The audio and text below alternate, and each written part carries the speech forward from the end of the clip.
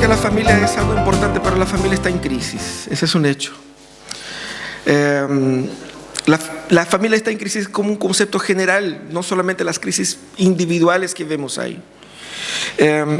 Sobre todo en cuanto a lo que la sociedad está tratando de definir como familia. ¿Qué es familia? Quizás aquí entre nosotros tengamos un cierto consenso, pero la familia es un ambiente donde residen nuestros principales amores y dolores. Los traumas más profundos muchas veces traemos desde casa. Las mejores historias y las peores a veces. También está esa relación de hermanos. La mayoría, yo creo, aquí tiene hermanos.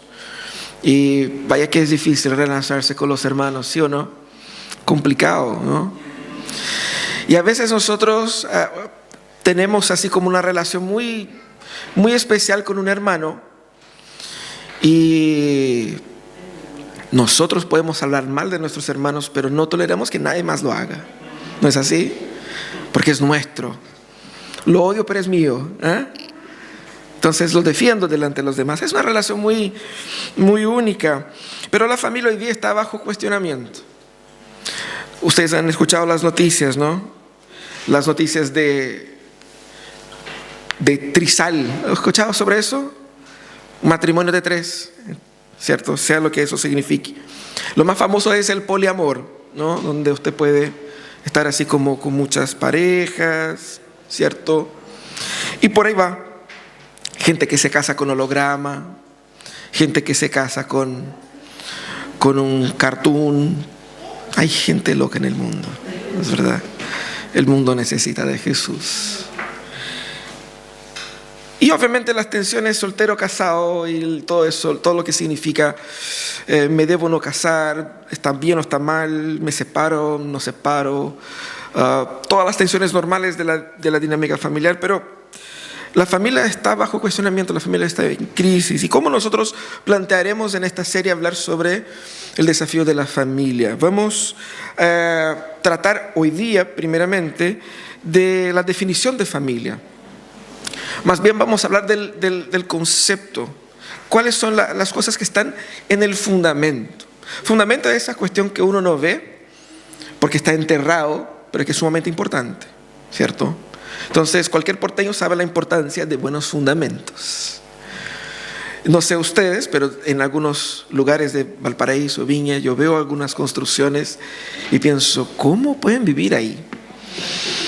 La casa es bonita, impecable, pero unos palos así que van hacia abajo y hay que tener mucha fe en los ingenieros, ¿no?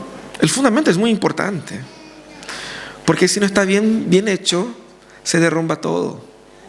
Para pensar sobre los fundamentos, vamos a conversar durante toda esa serie, la familia desde la perspectiva de la ley de Dios, de los 10 mandamientos. Uno piensa que los 10 mandamientos es esa cuestión negativa, impeditiva, que te reduce la vida, pero los 10 mandamientos nos fueron dados para mostrar a nosotros el carácter de Dios, la perfección moral de Dios.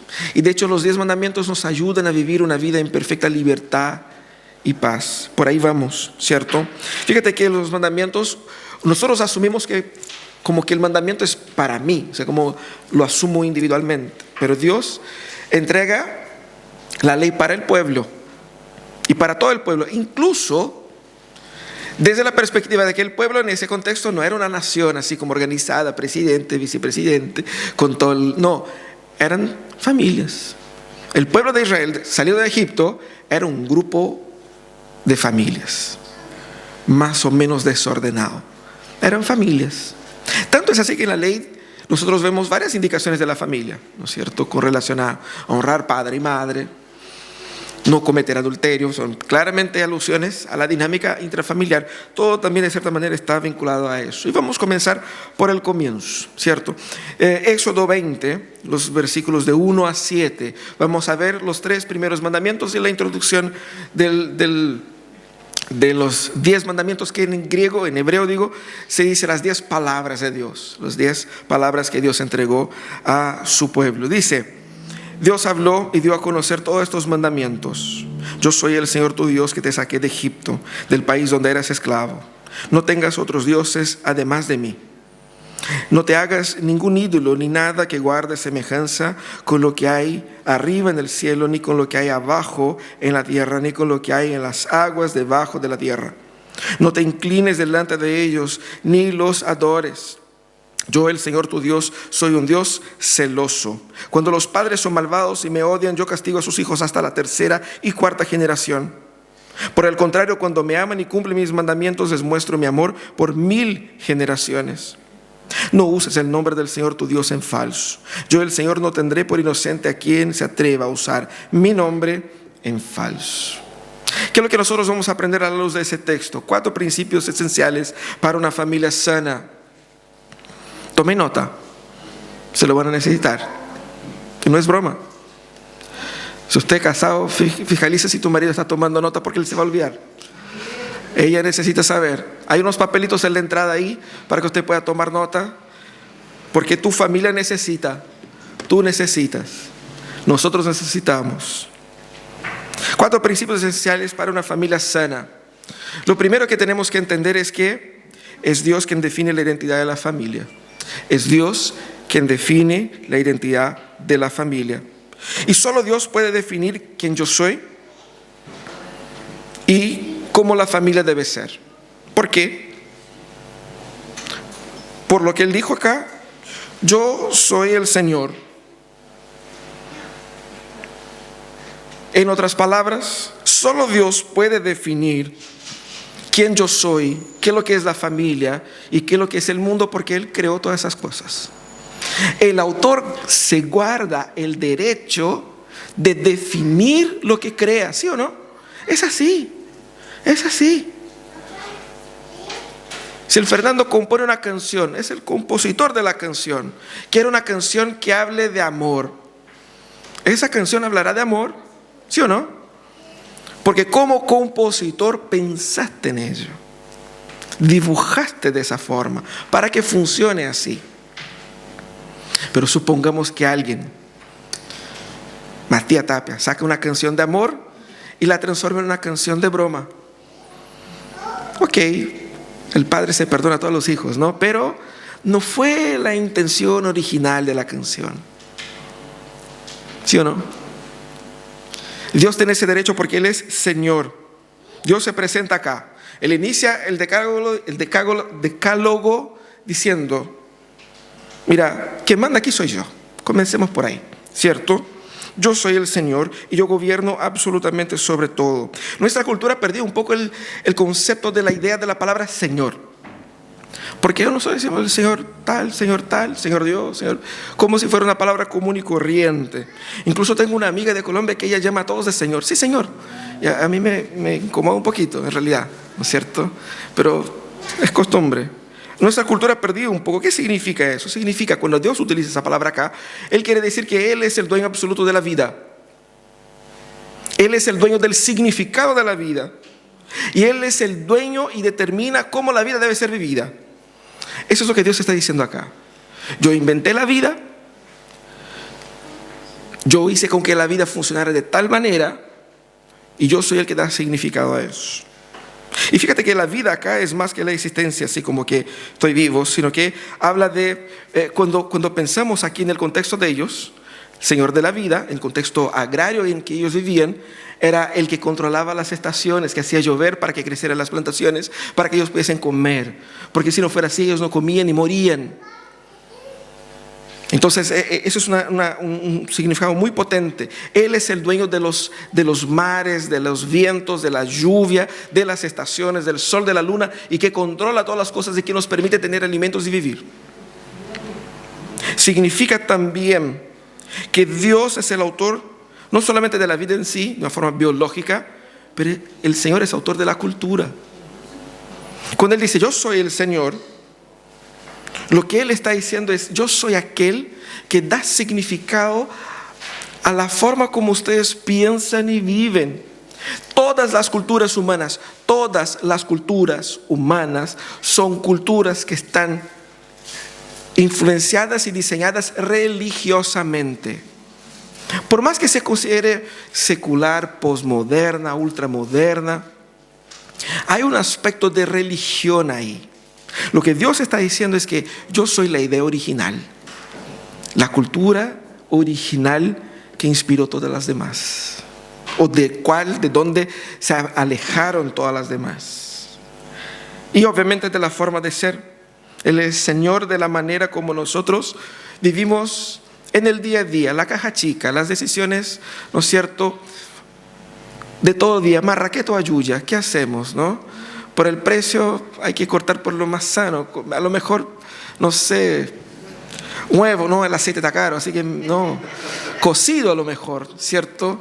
Tendría que ser, ¿no? Esas decisiones, Él está diciendo, yo también soy el Señor de ellas. Yo tengo que ver con ellas también. A Dios le importa incluso el precio del aceite. Es eso lo que le está diciendo acá. Pero no solamente eso. ¿Qué dice el versículo ahí? Dice que yo te saqué. ¿Te saqué de dónde? De las vacaciones que ustedes estaban teniendo en Punta Cana. Les traje el desierto. No. Él dice, yo saqué a ustedes. Ustedes eran esclavos ahí. Hay una historia de redención. El Señor inicia presentándose como aquel que es el autor de la historia de redención y de vida de este pueblo. Hay un interés personal de Dios por sobre este pueblo.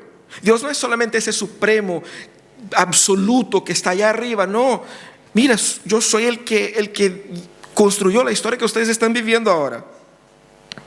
Por lo tanto, Él establece sus mandamientos en el marco de una relación que Él quiere tener con su pueblo, porque Él está redimiendo a este pueblo. Fíjate que Él establece que esta salvación es anterior a los mandamientos. ¿Se han dado cuenta? Él ya les había sacado de Egipto, entonces les da la ley. Dios no se apareció a Moisés y dijo, mira Moisés, ¿sabe qué? Quiero sacar a ese pueblo de Egipto, pero tengo algunas condiciones. Aquí están esos 10 mandamientos. Cumplan estos 10 y yo destruiré a los egipcios y los sacaré de ahí. No fue así. La salvación de Dios no es condicional. Dios en su ley lo que muestra es una expresión de su gracia. Eso es lo que está diciendo. Cuando Dios se revela a nosotros, Él se revela como aquel que personifica la historia de redención personal y familiar nuestra. Él es el autor de esa redención.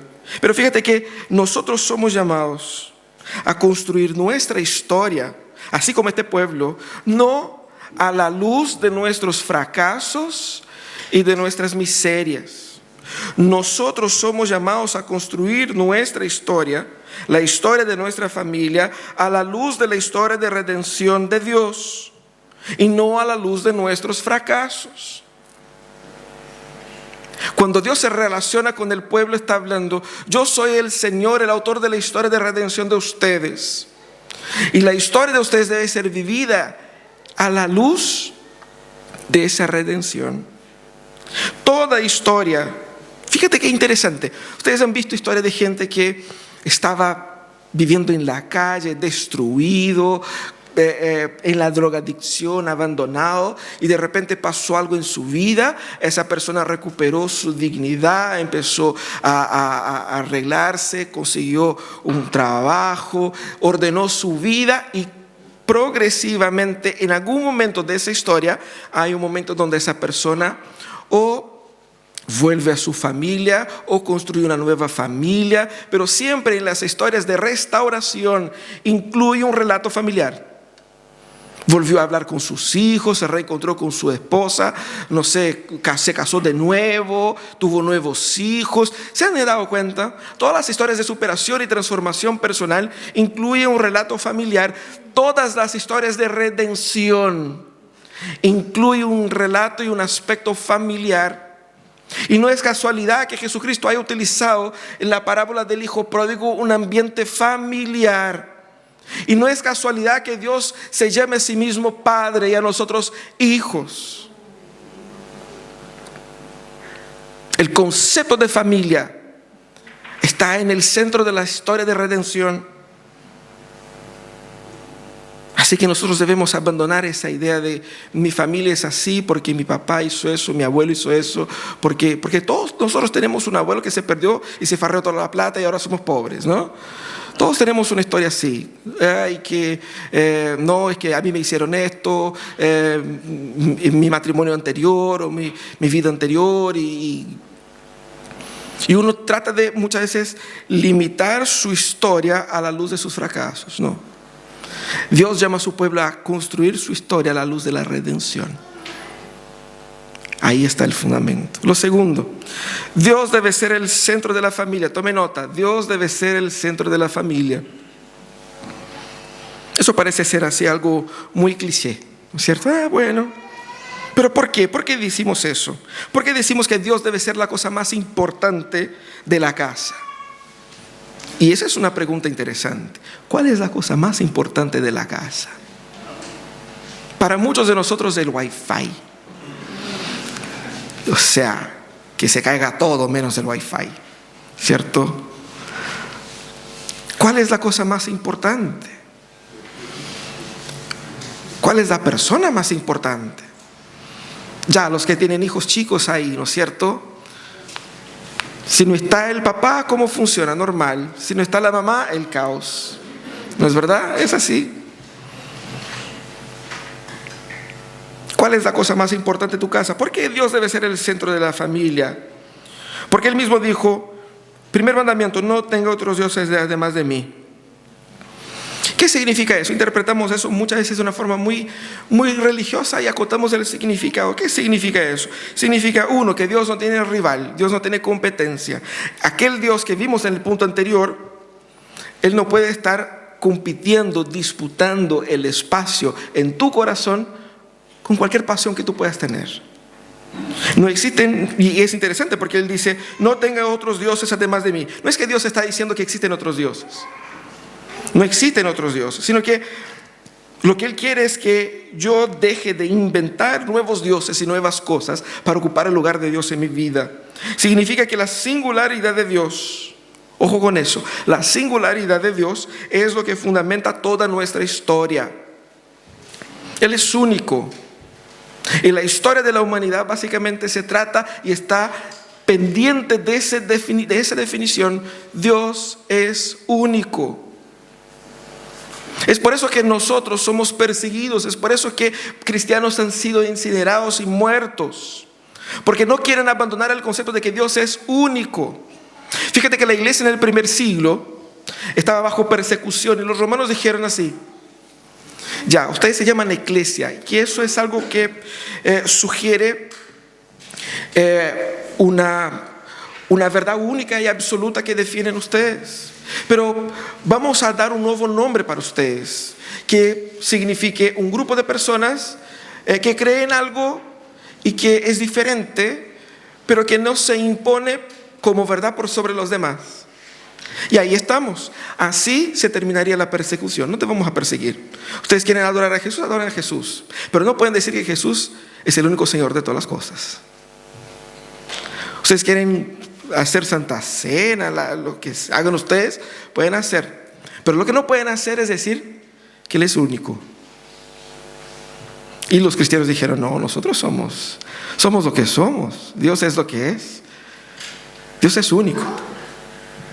Por ser Dios único, Él debe ser el centro de la familia. Fíjate que la casa es el ambiente donde la religión se cocina.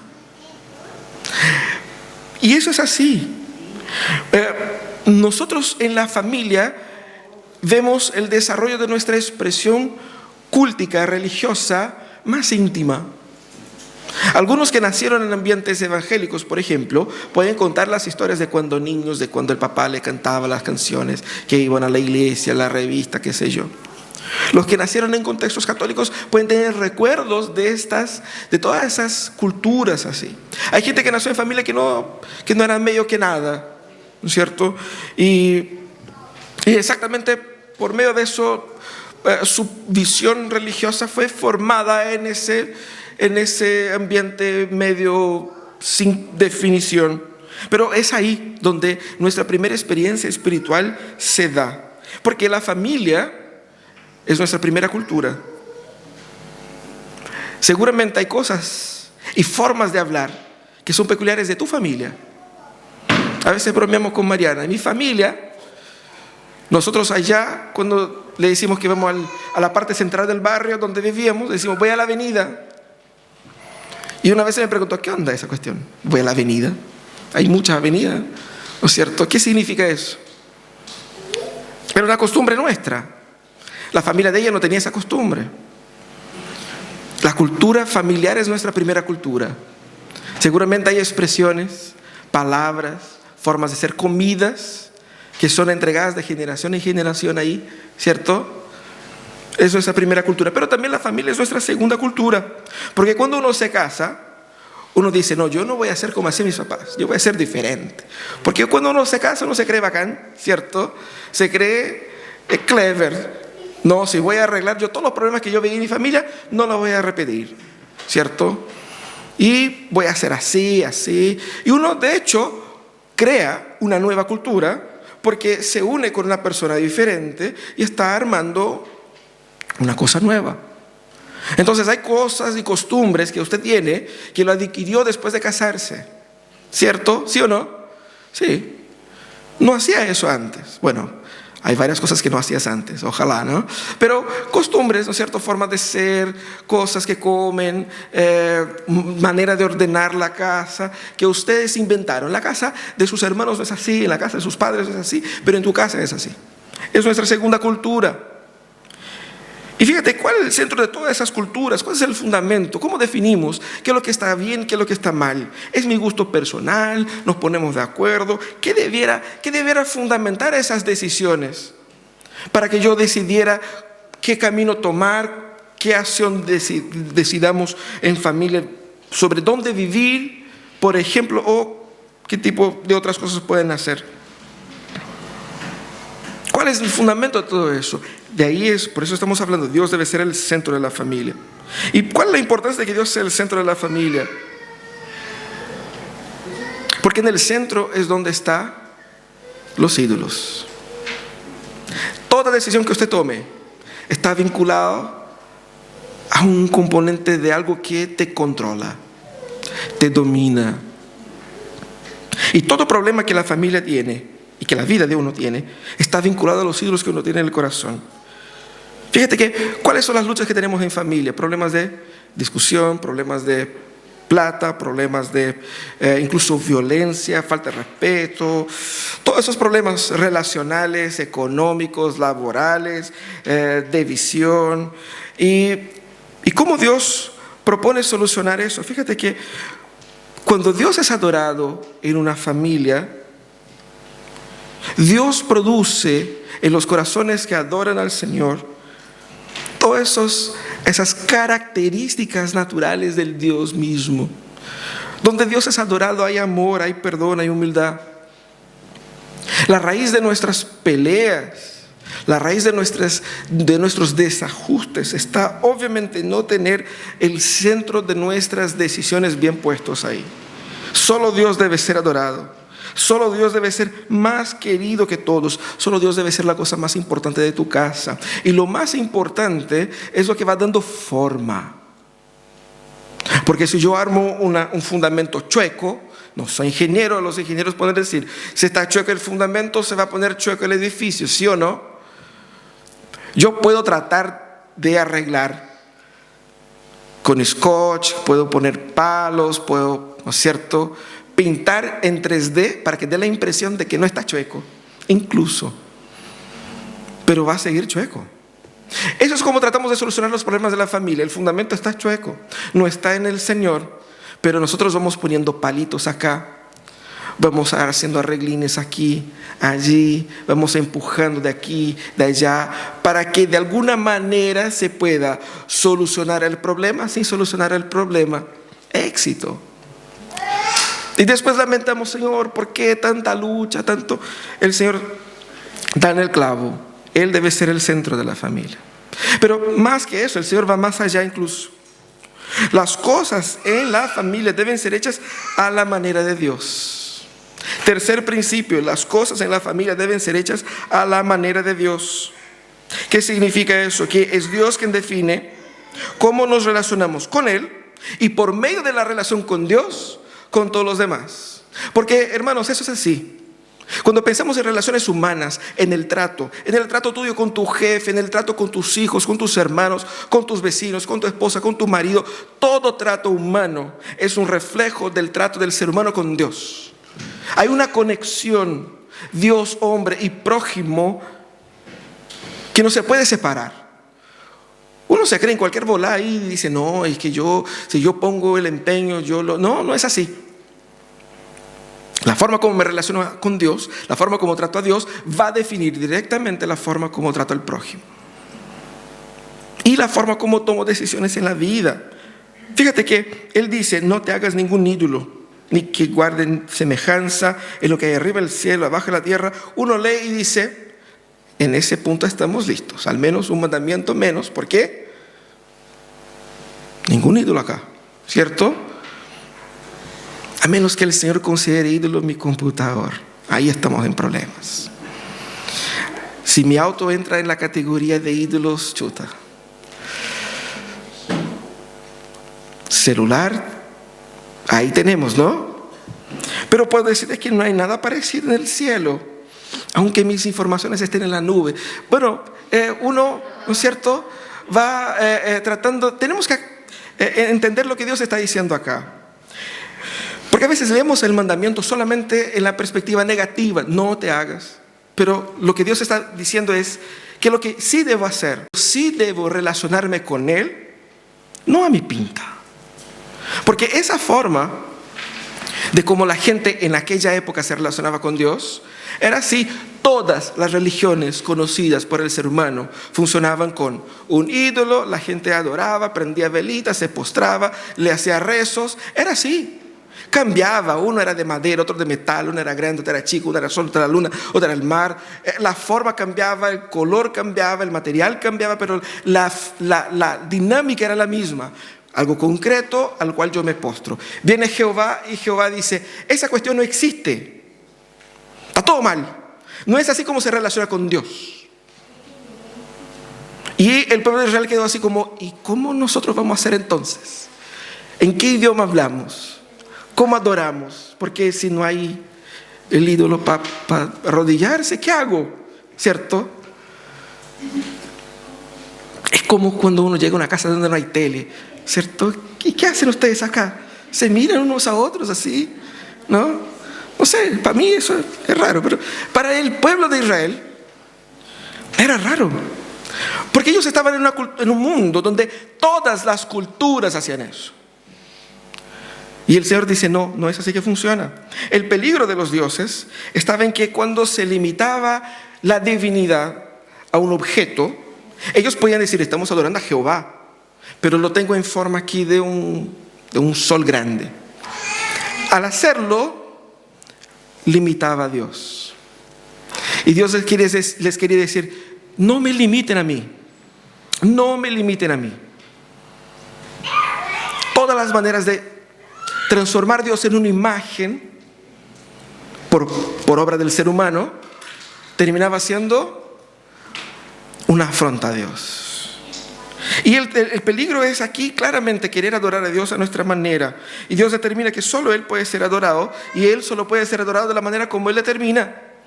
Él inventó el juego y Él inventó la regla del juego y dice, es así que se juega. Eso es lo que Dios está diciendo. Todas las formas humanas de adoración disminuyen la gloria de Dios, humillan a Dios y alejan el adorador de Dios. Pero es importante que entendamos algo aquí. ¿Qué es lo que Dios está diciendo en ese texto? La forma importa. Y si usted es casado, usted sabe que no basta decir la cosa correcta, hay que decirlo de la manera correcta. ¿Sí o no? Es así. No solamente si usted es casado, si usted vive en este planeta y se relaciona con empleadores, con clientes, ¿cierto? Porque si usted es un vendedor y está vendiendo algo, ¿no es cierto? Usted puede, ¿cuánto cuesta eso? Cuesta tanto. Respondió, pero la manera no fue tan amigable, ¿no? ¿Y qué es lo que el cliente va a decir? Oye, qué pesado ese uno. Y si es el jefe, toda la empresa queda manchada. Pero si es un funcionario, uno va a denunciar para el jefe, más encima le va a exponer ahí el cliente. Sabemos claramente que la forma importa. Y debemos cuidar la forma, eso es lo que Dios está diciendo acá. Y Dios dice algo tan importante que dice que yo soy un Dios celoso. ¿Celoso de qué? Celoso de ustedes. Ustedes son míos. Yo los amo. Y yo me preocupo de ustedes. Y yo me preocupo de que ustedes tengan una relación verdadera conmigo. Y yo no voy a soportar aquí que ustedes se vayan por la raya, ¿cómo se dice? ¿Por las ramas? Eso, ¿no? Tengo que aprender esos modismos. Yo no voy a permitir que ustedes se arranquen con los tarros, ese es mejor, ¿no? Y hagan las cosas a su pinta. Porque aquí también en Chile es bien común, ¿no es cierto? Hacer ahí a la chilena, ¿no? Como hicimos allá en la sala, ¿no es cierto? Si la luz no quedó bien puesta, la pusimos con scotch, ahí quedó, ¿no? Funciona, es funcional, ¿cierto? A lo mejor debiéramos hacer más veces eso. No es así. El Señor dice, mira, la forma importa, la adoración no, y a veces decimos, lo importante es lo que está en el corazón. El Señor dice, no es así. La forma también importa, porque la forma es una expresión de mi pensamiento. Por eso, si yo adoro a Dios a mi manera, eso significa que no se trata de Dios, sino que de mí. El igual cuando uno va a regalar algo de Navidad o aniversario, cumpleaños, que sea. Miguel va a hacer un regalo para Marce. Él le regala, no sé, un libro de matemáticas, o sea, algo que a él le gusta. Así como, ok, pero no me sirve. Como si yo regalara, por ejemplo, a Mariana una camisa de Corinthians, ¿no? Hermoso. Yo creo que quedaría hermosa en ella. Pero yo creo que no, a ella no le gustaría. Pero, regalo entregado, check. Le hizo un regalo. Ella no puede decir, nunca me regalaste nada. Aquí está, ¿cierto? Aquí está. ¿Cómo no? Un regalo que cuesta caro, porque no es barata esas camisas de equipo, no es nada barato. Caro, que muestra, mira, he invertido en ti. Le hice un regalo caro. Pero ese regalo me gusta a mí y no a ella. Si yo adoro a Dios, o si yo me relaciono a Dios como yo quiero, yo no me importo con Dios, yo me importo conmigo. Luego en esa relación el Dios soy yo. Por eso la forma importa. Eso es lo que Dios está hablando acá. Y la adoración es como en la vida. ¿Por qué? Porque es un reflejo de cómo yo entiendo la vida. Adorar a Dios es un reflejo de cómo yo entiendo que el mundo funciona. No es simplemente un elemento, una parte, un momento de la semana. Es la adoración. Aquí no estamos hablando solamente del culto, estamos hablando de la postura ante la vida. Por eso la postura ante la vida importa. Pero ¿cómo me relaciono con un Dios invisible? Ya no tenemos imágenes. ¿Cómo me relaciono con Él? Fíjate que Dios determina que nosotros nos acerquemos a Él entendiendo quién es Él. ¿Quién es Dios? Dios es una persona. Dios no es el medio para un fin. Bendición, plata, una vida tranquila. No. Dios es una persona. Si yo me relaciono con cualquier persona, tratándola como un medio para el fin, yo no la estoy tratando con dignidad. ¿No es verdad? El verdadero amor es tratar al otro por lo que el otro es. Y Dios dijo, yo soy una persona, no soy una cosa, no soy una idea, un concepto, trátame como una persona. ¿Qué es lo que Dios nos entregó para que nosotros hagamos las cosas a su manera? Su palabra. En ese momento era literalmente su palabra, impresas en 2 tabletas, ahí los primeros tablets inventados por Dios, escrito a mano, entregados. Mira eso. Vamos conversando. ¿Cómo te adoramos, Señor? Ahí en el camino te explico. Vamos a tener tiempo ahí esos 40 años. 40 años, sí, 40 años. Van a tener mucho tiempo para conversar. Les voy explicando cómo nos relacionamos y así va la cosa. Dios es una persona. Y tenemos que entender que nuestra adoración, nuestra forma de ser debe considerar ese aspecto. Nosotros comenzamos a hacer las cosas a manera de Dios a medida en que establecemos a la Biblia, la palabra de Dios, como el paradigma para las decisiones en mi hogar y en mi vida. Es por eso que la Biblia debe ser estudiada, conocida, porque mientras menos se conoce la Biblia, menos recursos tendrás para luchar contra los ídolos en tu corazón, para identificarlos, para destruirlos y para sanar las heridas que ellos dejan. El desconocimiento de las Escrituras es también la privación de la paz que tú podrías tener y no tienes, que está a tu disposición, pero no te apropiaste de ello. ¿Por qué? Porque no sabes. ¿No han pasado ustedes de que ustedes tenían el derecho a una promoción y no se percataron y se pasó la fecha? Uy, perdí. Tenía un descuento de 70% en Papa John's y no me fijé y se pasó, venció ayer. Muchas de las crisis en las familias podrían ser evitadas. Muchos de los traumas podrían haber sido evitados con más palabra. Porque es así como Dios se relaciona con nosotros. Pero en cuarto lugar, Dios debe ser tomado en serio. Dios dice el capítulo 20, ahí el versículo 7, el tercer mandamiento dice: no uses el nombre del Señor tu Dios en falso. Yo, el Señor, no tendré por inocente a quien se atreva a usar mi nombre en falso. La familia debe ser el ambiente donde se promueve una cultura de temor y respeto a Dios. Debemos tomar a Dios muy en serio. Fíjate que Él dice: no use el nombre del Señor en Dios en falso. Y nosotros simplificamos eso simplemente para no decir la palabra Dios en algunos contextos, pero es más que eso. ¿Cuál es la importancia del nombre acá? Por nombre, Dios hace referencia aquí a la reputación de Él. No solamente las letras que componen este sustantivo, no. Estamos hablando aquí de la reputación de Dios, del carácter de Dios, de cómo trata a la persona de Dios de una forma general. Fíjate que no tratar a Dios con la dignidad y la seriedad que Él merece es grave. Es una ofensa a Dios. Es una violación. Y Dios no hace vista gorda a todo eso. No es un preciosismo. ¿Sabe por qué? Porque nosotros, la crisis que tenemos en nuestros días es una crisis por el trato digno. Y tratar a Dios con dignidad, con la dignidad que Él merece, es la esencia del trato digno a las personas. Nuestra sociedad clama para que tratemos unos a otros con respeto, sin humillación. Seguramente usted debe haber visto ese video de un caballero allá en Ñuñoa humillando a un funcionario en una tienda Oxxo. Lo humillaba por su raza, por su origen, por su condición social, lo gritoneaba, simplemente porque él no permitió que entrara a la tienda con una perra. Y uno ve eso y queda así como: qué absurdo, qué absurdo.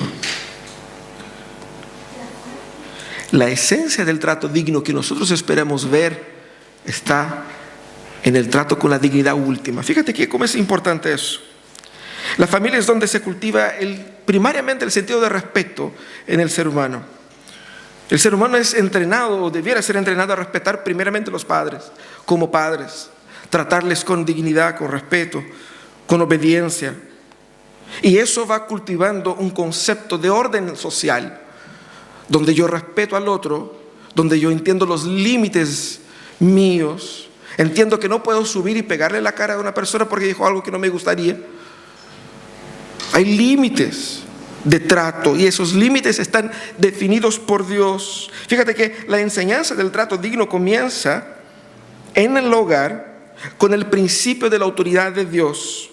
Porque si Dios es lo más absoluto y digno y merecedor de respeto, si yo no trato a este Dios como vimos antes, que es poderoso, creador, Señor de todas las cosas, y más encima absolutamente digno del mayor respeto, si yo no trato a Él con respeto, ¿cómo le voy a tratar a uno igual que yo, pecador igual que yo, o a alguien que yo considero en mi pecado que es inferior a mí?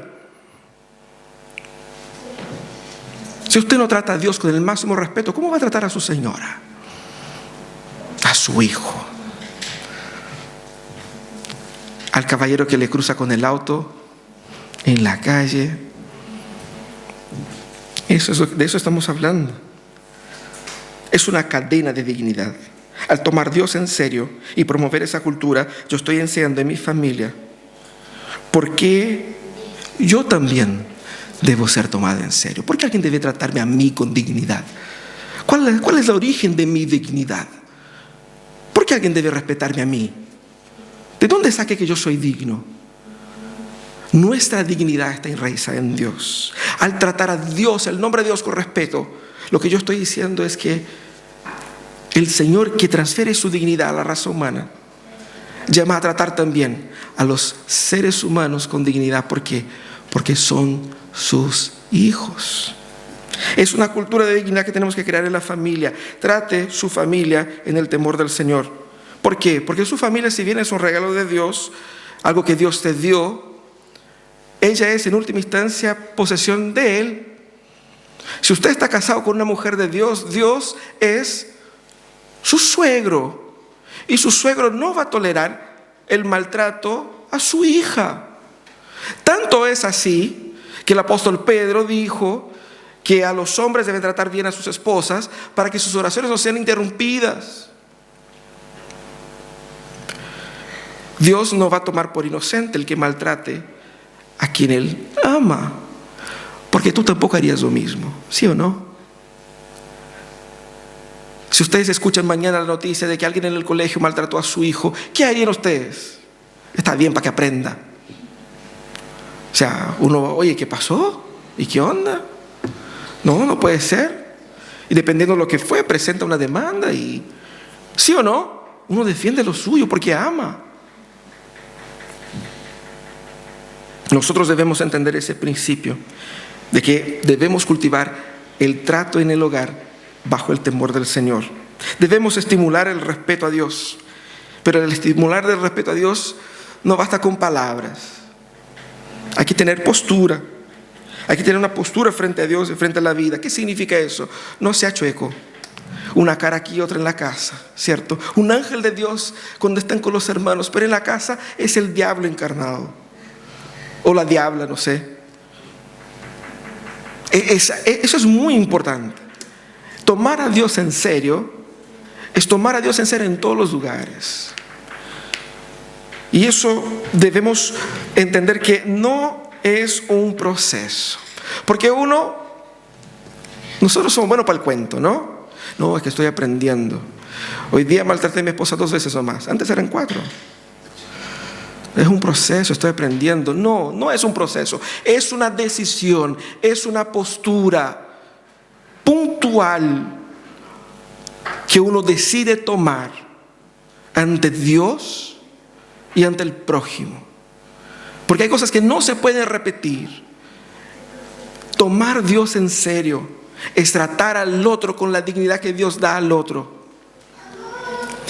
¿Por qué? Porque Dios también me ha dado la dignidad a mí. Y bajo la dignidad de Dios no puedo rebajarme a tratar a otro ser humano o cualquier otra cosa de una forma diferente a la forma que Dios diseñó para mí. Eso es tratar al otro con respeto y tomar a Dios en serio. Ahora, ¿qué es familia como vimos acá? Para cerrar, es ese ambiente de seguridad creado por Dios para desarrollar la religión, la cultura, la personalidad humana. Pero también es un ambiente que debe ser definido y que es definido por Dios, que debe ser gobernado por Dios, que debe ser la experiencia del amor de Dios en el temor de Dios. Eso es familia, donde Dios es el centro, el medio y el fin de la existencia familiar.